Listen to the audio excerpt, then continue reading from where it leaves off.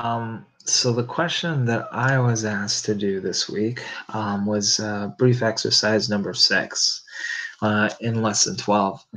And in this question, it asks us, the comprehensive balance sheet for Bramble Corporation shows these changes in non-cash current assets accounts.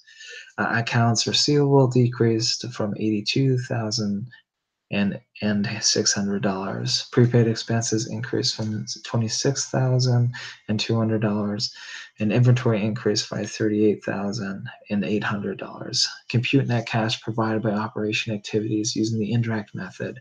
Assume that net income is $179,500. So the first thing that we'll do in order to make a statement of cash flows in the indirect method is that we'll actually list cash flows from operation activities. And then, so this, which basically just indicating the amount of cash flow that we've received from our activities. So from here, this is actually the total of net income that we've actually received from all of our activities and our operations. And then these are actually the adjustments reconciled net income to. So these are things that are added towards the the operation activities. So the one thing that we'll be doing is that in order to list these additional items, we have to actually list net cash provided by operation activities that we'll actually put into this slot right here. And then what you will be listing is that just what it was indicated. So decrease in accounts receivable, and as you look up right here, we can actually put accounts receivable. So it's sort of kind of reversed, but you can see decrease accounts receivable. So you would list that one, and then you would put in the amount of money that was basically present there, which actually was $82,600, which you'll actually list right here. And then the second item was increase in prepaid expenses. So if we look right here, so it's an increase in prepaid expenses. So we'll actually list that in this column right here. And then we'll actually put that as a negative. The reason why we wouldn't be putting it as a positive, just like this one, is because a decrease in accounts receivable is meaning that we've actually received a cash flow, or we received cash for the operations that we have done, right? So that means that this $82,600 is actually converted into actual income. And the second one right here is actually a negative, is because as we increase in prepaid expenses, that actually reduces our net income.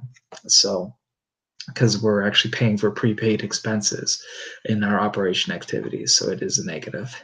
So the same thing goes with increase in inventories. As we go over here, it is an increase in inventories, which is $38,800. So that actually will be a negative too. And we would actually take both these numbers and we would take it away from the decrease in accounts receivable. And that'll actually give us a total of $17,600. Then from this, I guess the adjustments to reconcile net income, the way that we basically figure everything out at the end, which is the net cash provided by operation activities. So meaning at the end of this period, the total of cash flow that we have received from our operations.